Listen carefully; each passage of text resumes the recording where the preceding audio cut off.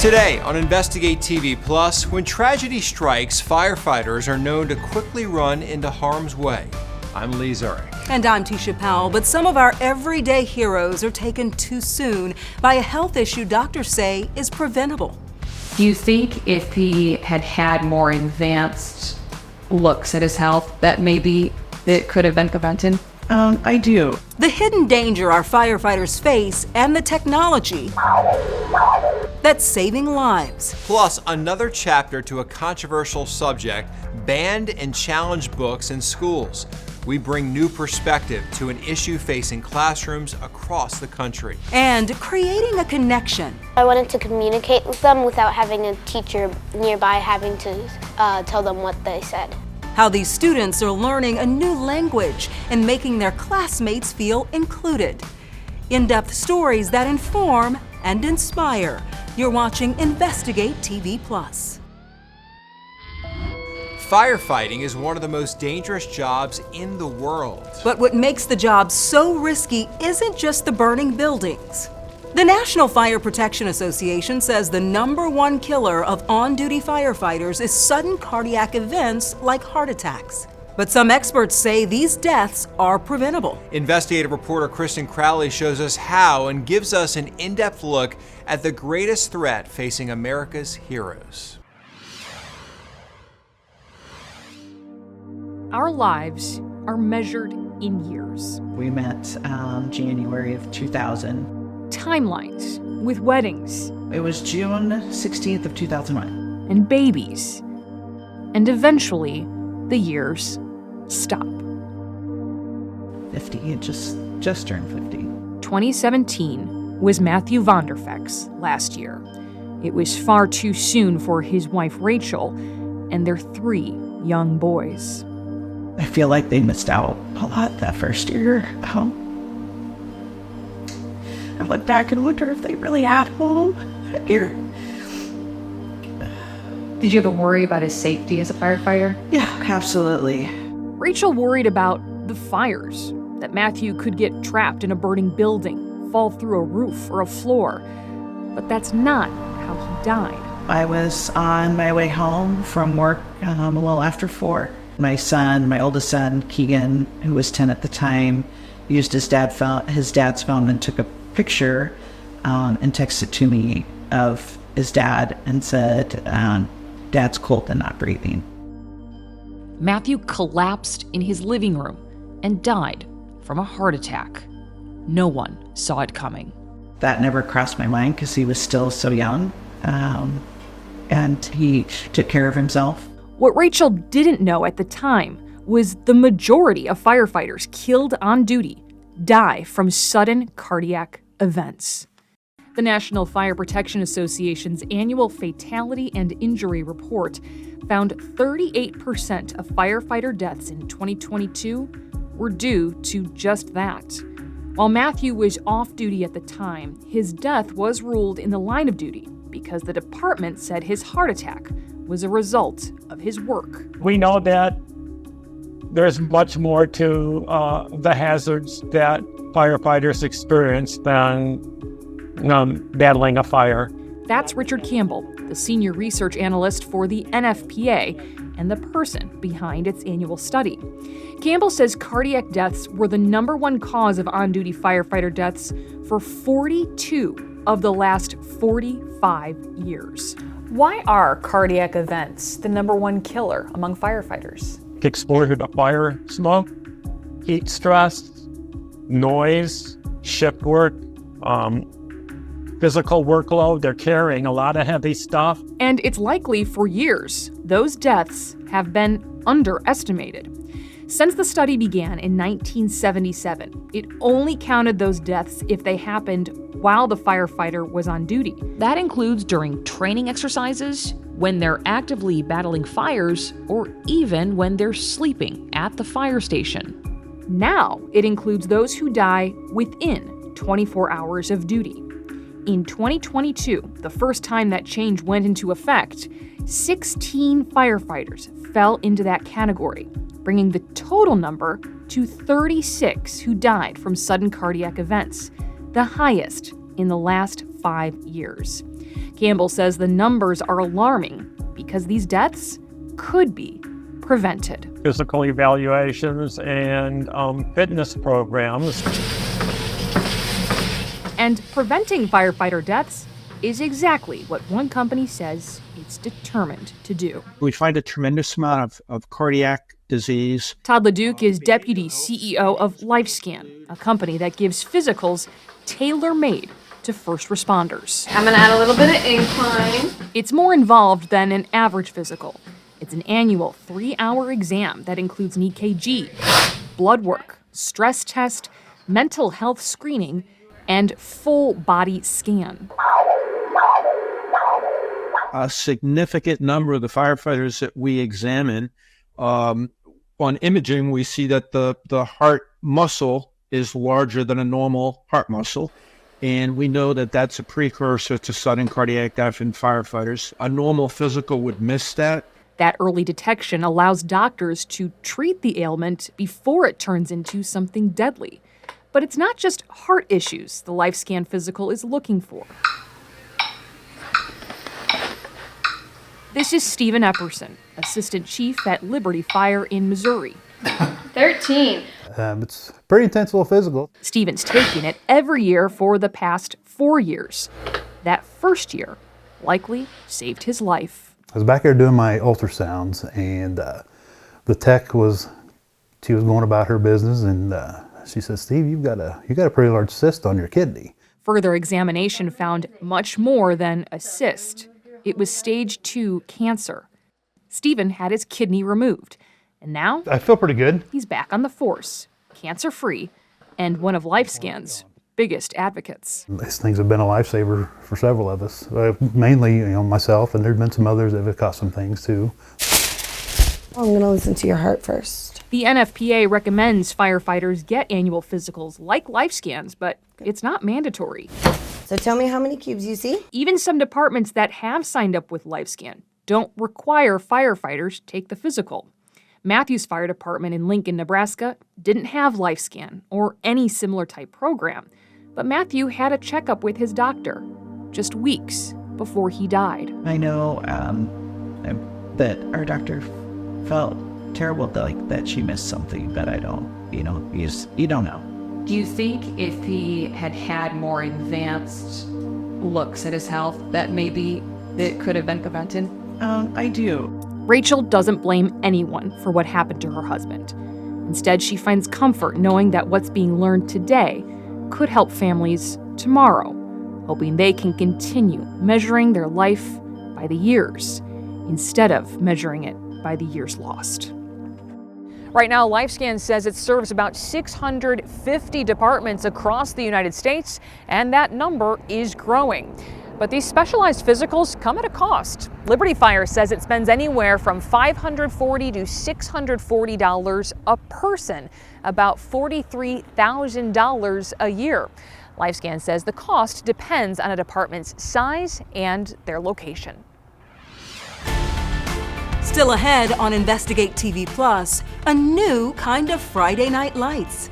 We show you how the video gaming industry has come a long way since the first Nintendo, and how high schools are taking notice. Plus, the battle over banned books, from pulling pages to pushing against censorship, we head to the largest library in the world to search for answers.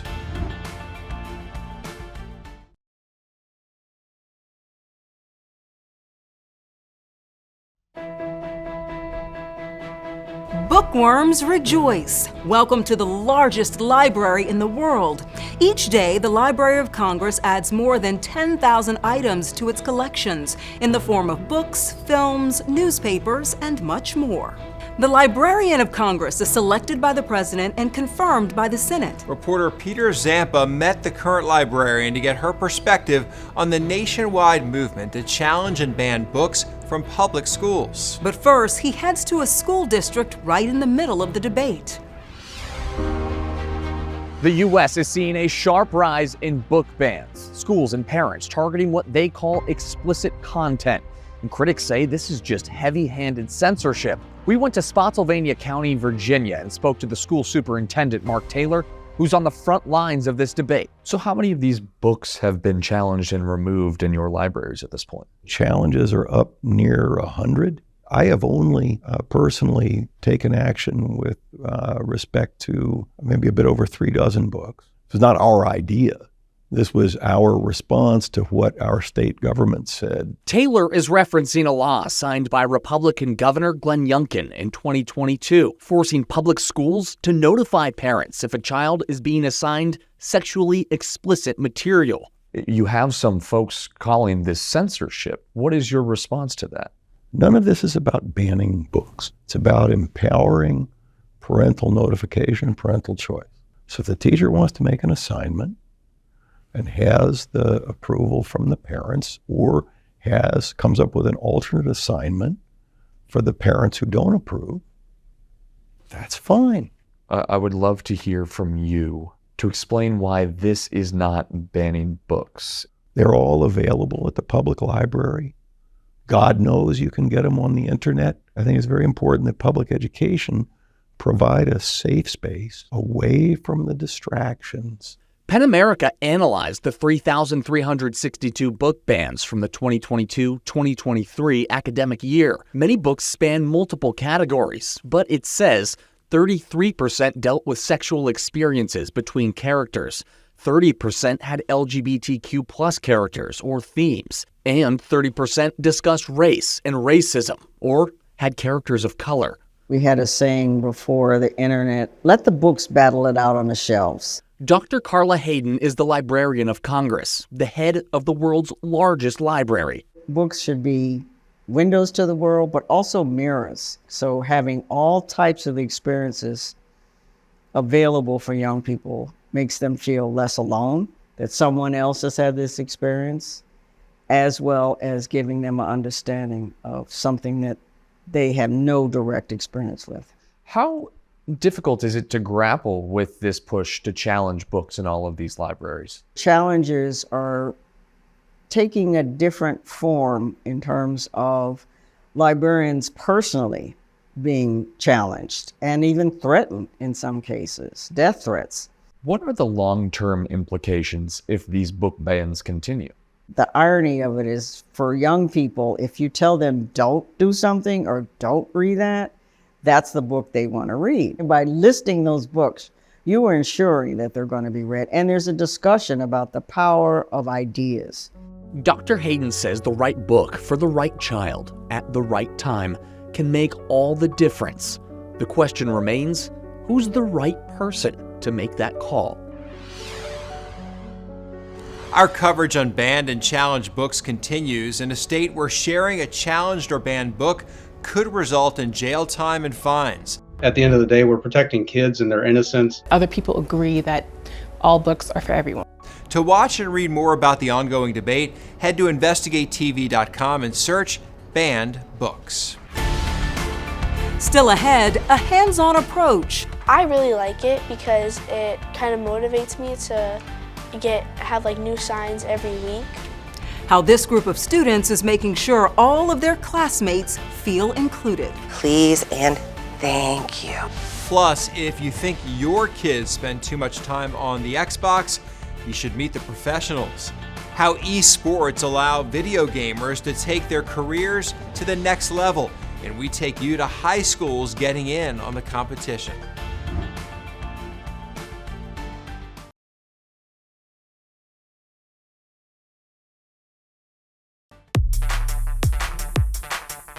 In 2024, your idea of a video gamer is leveling up. Today, gaming isn't just for fun, it's a competitive sport.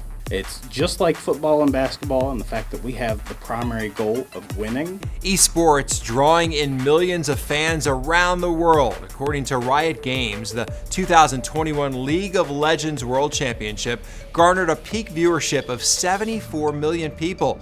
To help put that in perspective, the peak viewership for the Super Bowl that same year was about 92 million. This is a viable alternative to traditional sports for a lot of people. Cementing its place in popular culture. This is a validation of the hobby and the passion that I had when I was a kid that frankly I was kind of ostracized for. The growing esports industry isn't just entertaining, it's becoming a real career option for athletes, esports broadcasters, and game developers. Many colleges now offer esports courses and some even a bachelor's degree. Reporter Heather Graff shows us what's possible when you hit start on a career in esports and introduces us to the students already taking an interest. All right. With his controller in hand, All my life, I've been competing in something. Stephen Schmidt has control of his future. I've always kind of wondered what I could do in this game. No longer limited to the idea of pushing pencils. Looking back in my life and wondering, what could I have done? Could I have been the best? What was my limit? Known better by his gamer tag Doorstop, Schmidt is the first professional athlete signed by the Cincinnati Fear, a team that competes in esports. It's a new kind of career emerging through the popularity of video games.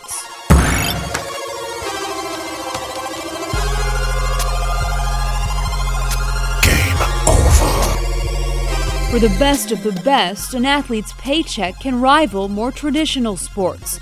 According to esportsearnings.com, the top-ranked players can earn more than $1 million per year in prize money. And that doesn't include sponsorships, which is why recruitment is taking shape. My mom was shocked. Here. At high schools across the country, like Johnson High in Savannah, Georgia. Esports is a relatively new aspect of athletics. A lot of people keep looking at it and go, oh, it's video games, but it's a multi-billion-dollar industry right now. In 2018, the National Federation of State High School Associations, or NFHS, first recognized esports as an official sport. Since then, the NFHS teamed up with the company PlayVersus to create more than 8,600 esports programs in schools across the U.S. What? In October 2023, Lawrenceburg High School in Indiana opened its new gaming lab. And just like most high school sports, students can compete and earn scholarships for college. According to the NFHS, more than 200 colleges and universities offer nearly $15 million in esports scholarships. Go high for guarding and then down B, up B. And a sense of community is a big draw for students. Honestly, I just love playing video games and I love competing, and I thought the esports team would give me something that I can bond with, like to fit in, and yeah, that's what it delivered. God, we're so good at this. Being a part of the esports team is like having a family of people that are exactly like you. According to the NFHS and PlayVersus, all games offered to high school students are either rated E for everyone or T for teens 13 and up. Players must be 13 and older to compete in any high school league. Popular games include League of Legends, Rocket League, and Super Smash Bros. It's important to note the NFHS bans first-person shooter games like Call of Duty and Overwatch from high school leagues. Still ahead on InvestigateTV Plus, a sign This side, there you go. that kids have the brightest ideas when it comes to making friends.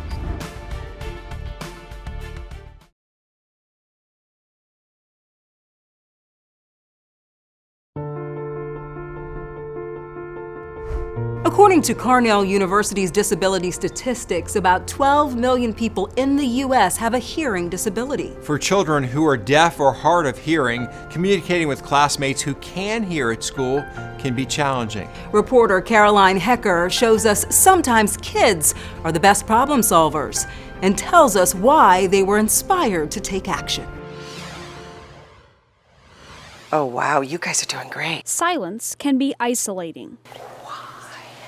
Especially at school for kids who are deaf or hard of hearing. This side, there you go. Belle Reve Elementary is home to nearly 40 students who have some kind of hearing loss, prompting their classmates to do something about it. We had a bunch of kids come to Dr. DeBosch and say, we have a lot of deaf and hard of hearing friends here.